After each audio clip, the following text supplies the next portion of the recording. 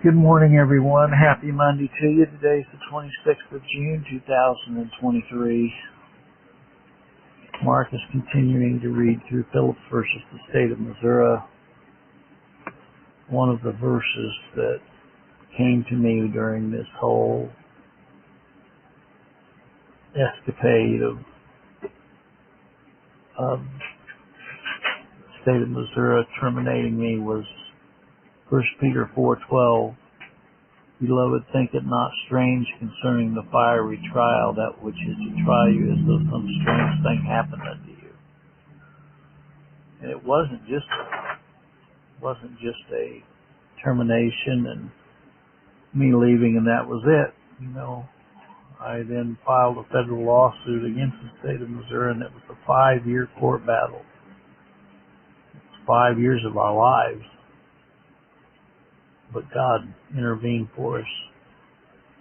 I am making this book available to anyone who requests it. If you go to LarryWPhillips.com, go to my contact section and ask, and I'll send you a copy of this PDF copy of this book. I'm going to turn this over to Mark.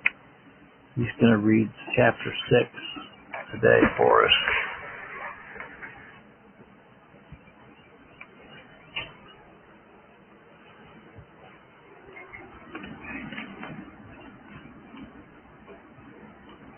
Phillips versus the state of Missouri, Chapter 6.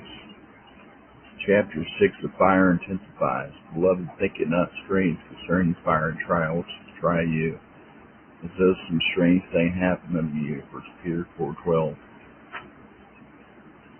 My life seemed to be in utter chaos this time. My son was very, very ill. My life at work was tremendously hostile. In the sense of great spiritual warfare, Satan would continually attack my family and me through my son's illness and fight going on in the workplace.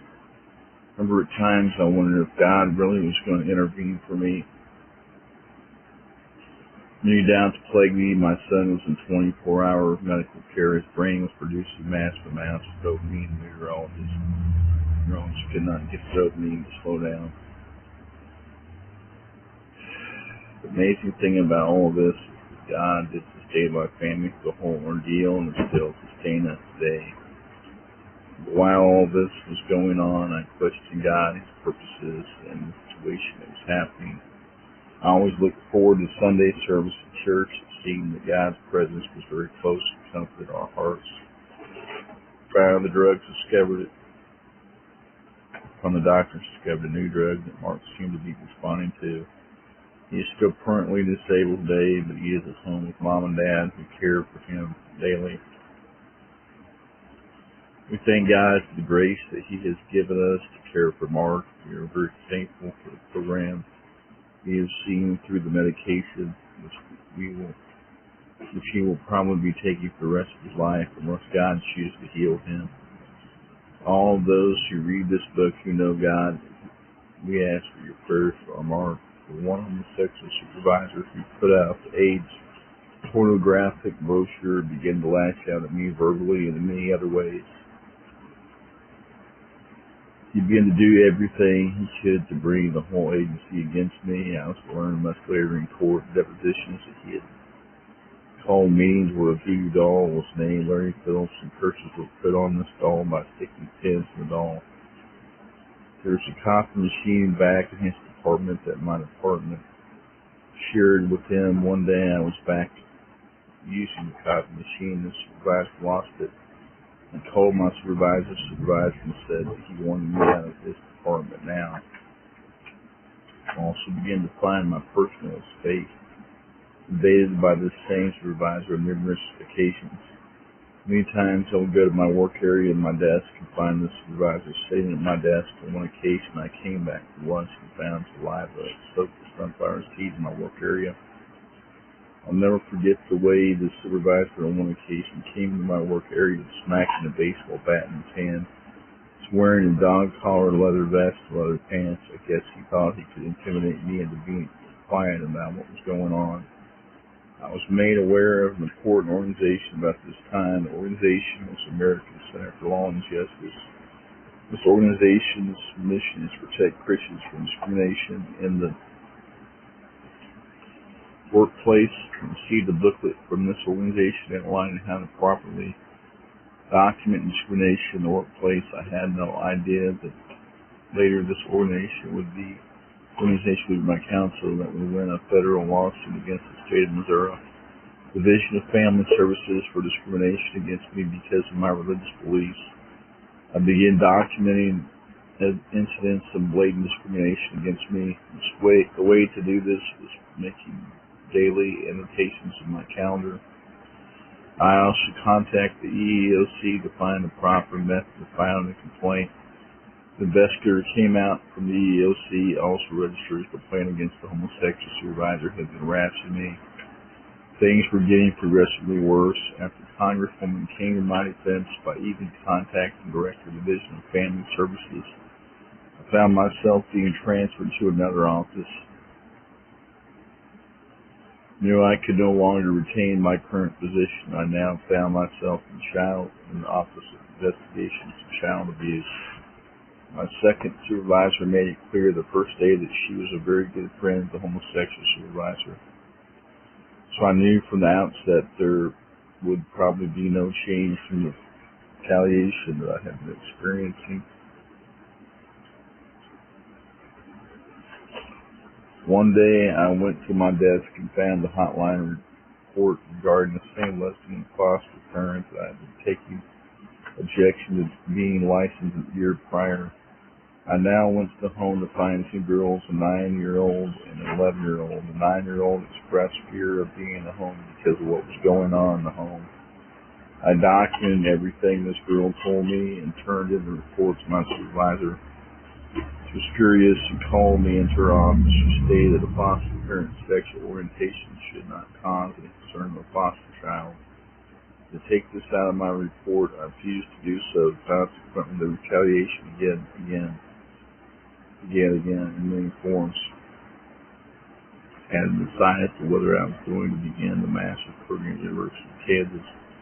Even though tuition would be paid for by the state of Missouri, I began to have great concerns about going to the program. I now had my yearly evaluation. My first supervisor had created an ethic of some 60 pages that graded my work as a social worker.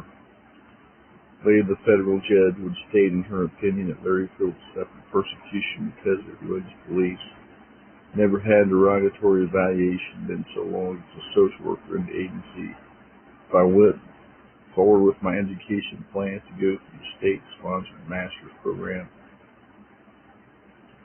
I would have to sign a contract with the state of Missouri agreeing to stay on for an additional period of years to pay back for the tuition. However, the contract stated that if I was terminated, the money would be immediately due back to the state of Missouri. I now can see plainly that it was the management's plan to try to build a case against me for termination. I began to think about other ways of supporting my family in case I was fired. Many of the social workers had secondary employment. Social workers just don't make that much money and found often if they had to supplement their income in other ways. And discovered the vitamin company, which is excellent products. Began to sell these vitamins on the side to help supplement my income. The company had a weight loss program. I had lost over 60 pounds in the program. Many people, of course, observed my weight loss and wanted to get on the program. Like I said, the agency had many other social workers selling Avon, home interior products, Amway, and Tupperware, etc. I received a call from the deputy coordinator's office that I was being investigated for my activities with this vitamin company. I was going to the state office and the guest investigation to be interviewed. I couldn't believe that this was happening to me. I could see clearly that the management was trying to create a second way that terminated me from my position. It was also a justification for having an investigator on me constantly. I got to recognize the investigator who had decided to follow me. When I would go to breakfast on Saturdays or go to a health club on my own time or even have to go back to the downtown Kansas City office, there he was following me. I had accumulated some vacation time over the past 2 years, sorely in need of vacation. My wife and I decided to take a vacation. Upon return from my vacation, was approached by a supervisor and told that I was going to the director's office immediately. I went to her office as directed. She immediately handed me an envelope and informed me that I had been terminated immediately. I had 8 minutes to get all my stuff together and vacate the office, or she would be calling the police to escort me out of the building. The reason given for termination was inappropriate secondary employment. I couldn't believe I was being railroaded out like this. I later found out that 2 days prior to my termination, the state of Missouri had received a copy from the EEC giving me permission to sue the state for discrimination. So they had to do everything in their power to create wrongdoing on my part to cover the state of Missouri. Well, now I was out of a job, but frankly, it came with some relief. I felt I had left the concentration camp. All my hopes and dreams of helping others were jaded by this evil and corrupt system that had brought me down. I knew it was not going to be easy getting employment having been fired by the state of Missouri. I did know that God would make a way for my family and me when there seemed to be no way. A local constitutional attorney in Kansas City had gotten wind of my termination. He felt I had a good case for discrimination against the state of Missouri. I went to his office and provided him with all the documentation I had been keeping on file. He agreed to file a federal lawsuit and take the case on a contingency basis. Forward all information to ACLJ's office, and ultimately Francis Mannion of their office flew to Kansas City to visit me regarding the case.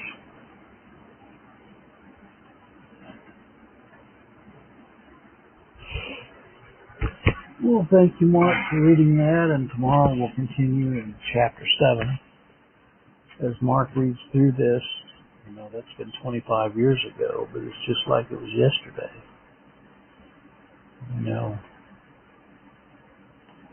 And the fact that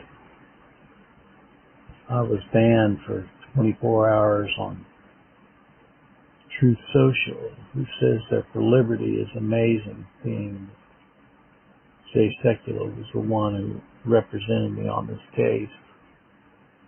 But the reason that so many of the people that from my past hate me is because I've come out against the doctrine of free will and Arminianism. That's really what it is, and you'll find out that later on in this book as I go into this. May the good Lord be with you. God bless.